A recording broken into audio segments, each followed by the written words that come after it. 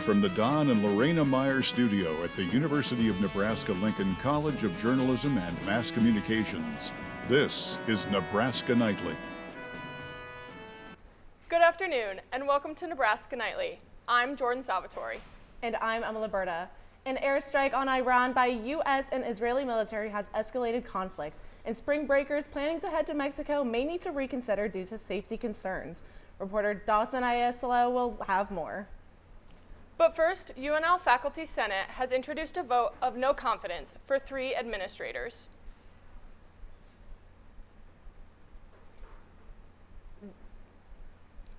The UNL Faculty Senate called for a no confidence vote against 3 administrative positions for their role in the controversial budget cuts that took place last fall. It is the second no confidence vote by the Faculty Senate in the span of 3 months, as they passed a vote against former Chancellor Rodney Bennett in November, who resigned in January. UNL American Association of University Professors Chapter President Sarah Zuckerman said, given the former chancellor's disengagement from all facets of campus life, it is clear that the executive vice chancellor of IANR, and vice chancellor of research played key roles in the unjustified elimination of departments based on faulty data and flawed processes. Attacks continue tonight in both directions, days after the U.S. and Israel killed Iran's supreme leader Ayatollah Ali Khamenei just days ago in Operation Epic Fury. Iran is thousands of miles away, but the ripple effects of this tension will likely be felt at home. Nebraskans will likely have to pay more when filling up their tanks after disruption to oil production in Iran. That's not oil that we're necessarily going to use, but that oil is mostly going to Asian countries, but the oil is a global market. And so it could really create price shocks that we would feel at the gas pump here.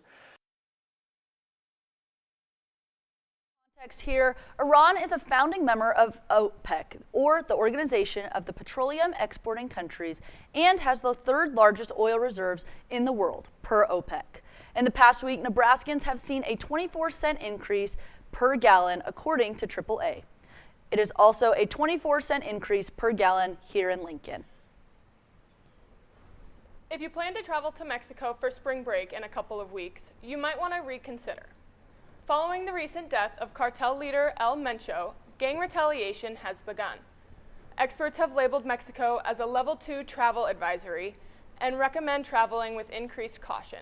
For precaution, stay away from the do not travel regions highlighted in red. Additional tips to ensure safety include not walking alone at night and using credible travel services such as taxis, Uber, or rideshares. Remember, Huskers, the key to a great spring break is returning home safely. For more information, visit the Travel State website at travelmaps.state.gov. The town of Gretna is preparing to welcome a big-name newcomer to its Nebraska Crossing family. The popular Texas gas station chain Buc-ee's is planning to build its first Nebraska location in the coming months.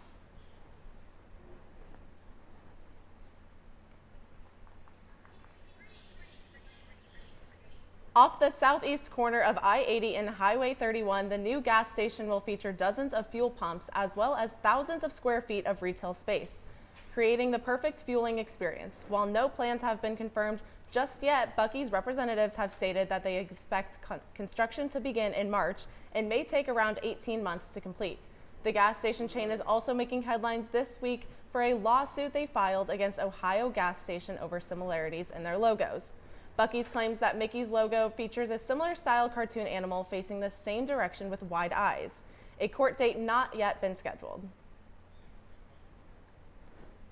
For weather, Mitchell Brandt joins us live from outside the studio. Yes, thank you guys. It's been pretty cloudy all day, and we're looking at some more clouds the rest of the week as well. It'll keep off some of the heat, but we'll take a look at that and more after the break.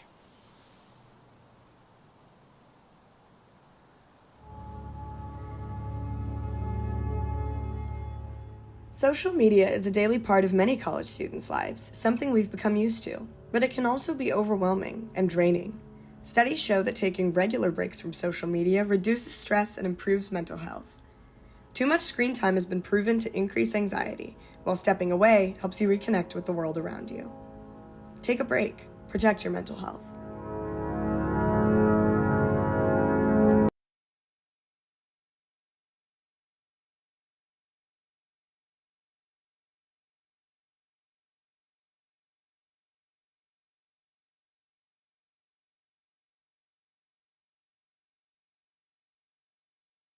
The movement raises money for Children's Nebraska in Omaha. Dance Marathon creates a chance for children to enjoy dancing, a talent show, and crafts and activities so no family fights the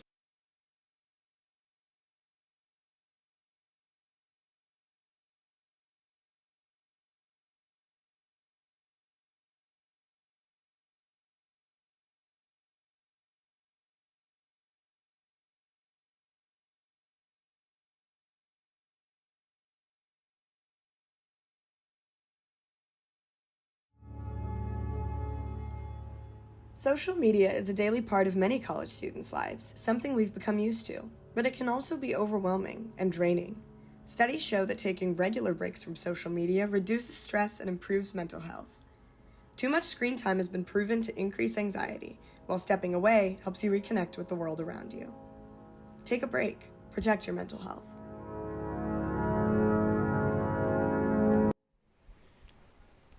Welcome back to Nebraska Nightly. It has been a little cloudy and gloomy. It's a pattern we're going to see for another couple weeks. We're getting that winter grayness, and we saw that a lot today. As you see, it was just cloudy, and we only hit about 46 degrees today. So again, pretty chilly. But we take a look tonight, 36. Again, we're going to feel the chills. Not too bad though. We take a look at tomorrow, Wednesday, more of the same cloud-wise, but we're looking only at 53 degrees, so it's not too bad there either. Still okay weather. And we take a look at these statewide temps. Shattern got up to 60. McCook, less cloud cover, they got to 62. Lincoln, lots of cloud cover today. We down in the 49 degrees range. And here's that cloud cover that we talked about. Not much over on the northwest aspects, but we get down to the east, southeast, all of that. Plenty of cloud cover. Didn't let in much of the sun for the heat today. Take a look at our rain chances. Plenty of rain opportunities coming in the next week. Friday and both Tuesday, significant chances for thunderstorms. Take a look at the next 7-day forecast. We see, again, those rain chances on Friday, and then Tuesday we see those same rain chances again. And we will send it, you guys, take it away. A month ago, the well-known groundhog Puxatawny Phil predicted 6 more weeks of winter. Since then, Nebraska is seeing record highs for the month of February. I took a closer look at how Phil's predictions are relevant to the weather here in Nebraska. On February 2nd, Puxatawny Phil saw his shadow, but Nebraska weather says he is wrong. Since Groundhog Day, the temperature keeps going up and down, with the numbers higher than recent years. KLKN weatherman and UNL alumni Dominic Ferraro had this to say about it. Be ready for just about anything, especially as we get here into spring where the weather can be very all over the place. On February 9th, temperatures reached highs of 75 degrees. This beat 1954's record of 68 degrees. How do students who have never experienced or have rarely experienced the cold stay prepared? UNL native students have been seen wearing shorts and t-shirts across campus.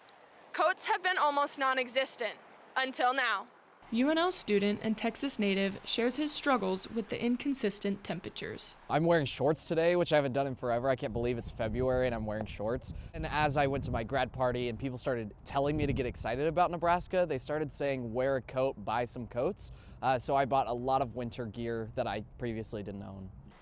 Despite students in their shorts, Phil's prediction was wrong. Hard to base a forecast off of whether or not a rodent saw clouds in the halfway point of winter, but maybe in the future, keep an eye on what your meteorologists are saying, and then we'd have fun with the groundhog. Although it's 75 degrees and sunny, don't quite put away your winter coats yet. Nebraska weather is unpredictable, so you never know what to expect. The National Oceanic and Atmospheric Administration has created a list of all 19 groundhogs and ranked them based on accuracy. Phil is tied for 17th place with an accuracy rate of 35%.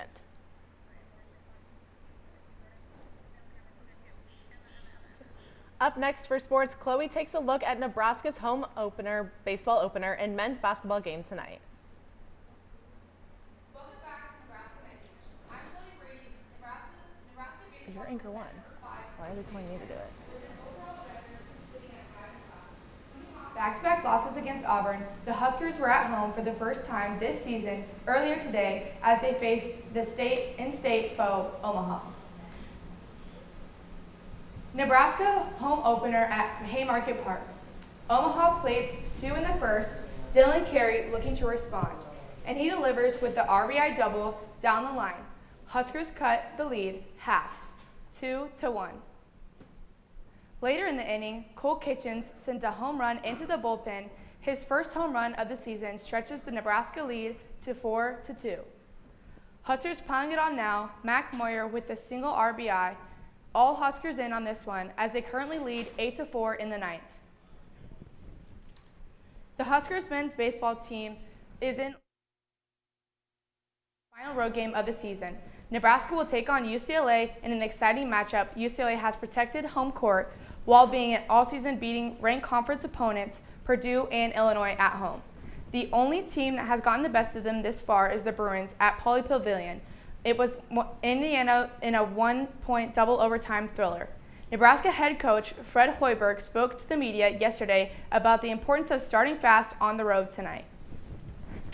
On the road, and for the most part, we have gotten off to very good starts. And that's one of the reasons we've got, whatever it is, 7 road wins this year heading into our last contest. So, we've done a good job, setting the tone early in games on the road. We struggled more at home in those starts than we have on the road. So hopefully tomorrow we can get back to who we are and just make great decisions.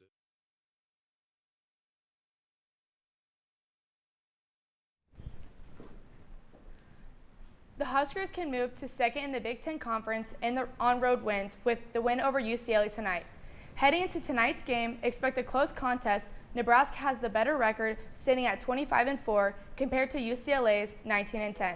Despite this, UCLA is still favored at home. This is the Huskers' final road game of the season before taking on Iowa at home.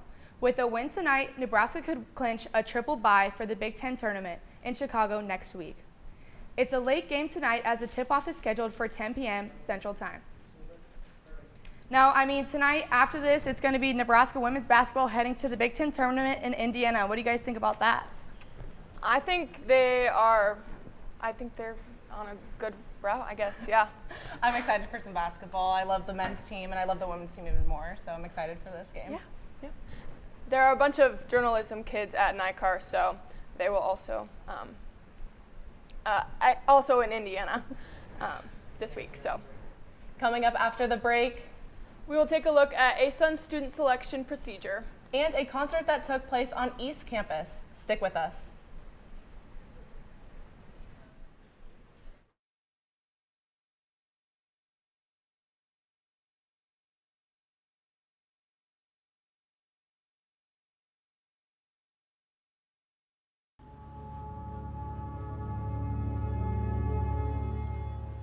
Social media is a daily part of many college students' lives, something we've become used to, but it can also be overwhelming and draining.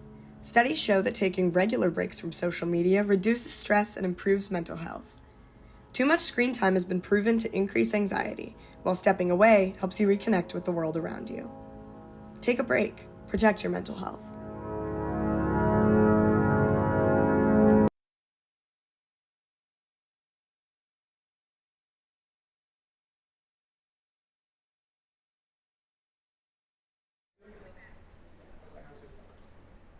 Many UNL students understand ASUN's role in student life, but few know the process for the application and the selection of candidates. With 2 new student election groups, or SEGs, launching their ASUN campaigns this past week, we wanted to better understand how these groups are created and sustained. To officially begin a campaign, the SEG must submit their file before the deadline in early February. The filing period opens in early December, giving these SEGs roughly a 2-month opening. The SEG must also register as a registered student organization, or RSO, which enables them to reserve rooms, book briefing spots, and generally operate their campaign. Horizon and Nexus, the two new ASUN campaigns, have both completed these processes and are now officially recognized as SEGs. Horizon President Kurt Schneider spoke about the challenges of operating a campaign. You know, ASUN and campaigning both are big time commitments. A lot of people like the idea of doing some of these things, but the time commitment just isn't there. And sometimes it can be hard to find enough people that are willing to commit the time to campaign as well as to fill their roles within ASUN. And that's really the challenge of finding good people. In order to actually appear on the ballot, regional and internal vice president candidates need 200 signatures. External vice president candidates need 100 signatures, and graduate student president candidates need 75 signatures, and vice president candidates need 50 signatures. UNL's East Campus rocked last week. Normally, it is the place best known for its delicious ice cream and being the campus's agricultural base. Nebraska Nightly's Austin Ockengay reports the East Side brought students and community together for a sing-out. A real-life pitch-perfect moment took the stage last Thursday night with the University Program Council's event, Dinner and a Show. Guests flocked to East Campus to enjoy a free meal alongside a live serenade from campus a cappella groups the Bathtub Dogs, Take Note, the Red Keys, Pitch Please, and Boots and Cats. But for Boots and Cats member Sahara Pandit, the performance was about more than free food and entertainment. I think a big part of putting ourselves out there is making ourselves heard. And I think it's really important to just grab every opportunity that we can, make sure that as many people as possible can hear us. Audience member Maddie Muniz heard this message loud and clear. My favorite moment musically is definitely Boots and Cats, their Freedom song. It's just so insane, and Sailor's such an insane soloist, and so I was literally obsessed and I had to see it again. A night of knockoff riff-offs and a beat you can't help but feel, UPC's Dinner and a Show was a simple reminder that if you listen hard enough, there's hidden gems all over campus.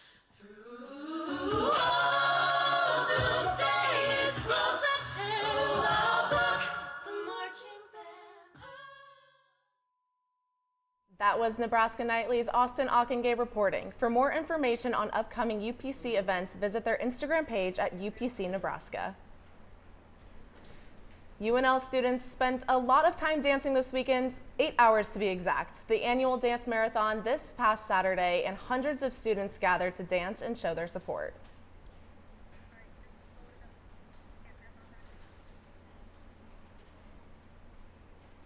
Marathon creates a chance for children to enjoy dancing, a talent show, and crafts and activities, so no family fights the fight alone. So at our different booths around campus, we highlighted our Miracle Kids who get treated at Omaha Children's Hospital, and we also showed what we're fundraising for, which is the Omaha Rainbow House, and then also social work at the Children's Hospital. Dance Marathon was able to raise over $190,000. I think working so hard towards a goal with a group of people who care so much about the organization, and then today seeing it all come together has been really cool. All that dancing makes me want to be active, which is a great time to be active right now due to the weather. With baseball coming up this weekend, it's great weather for baseball. How about that, Mitch? Yes, we are looking at a not too bad of a weekend when it comes to baseball spring weather. Now, Friday does give me a little bit of concerns, but it's gotten better every single time that I've looked at it. So I think we should have a window to play on Friday. We'll see. But Sunday, I tell you what, that getaway day, that'll be a really nice day for baseball and softball. Yeah, I think once you hit that 70 mark, it makes you want to get outside, and it's the weekend, so thank goodness there's no class. I'll definitely be in the grass. Exactly. Absolutely. Thanks for tuning in to Nebraska Nightly. Be sure to follow us on social media at Nebraska Nightly. Our next live show is Friday at 4:30. Have a great night. Production of the University of Nebraska Lincoln's College of Journalism and Mass Communication. If we're heavy on time, they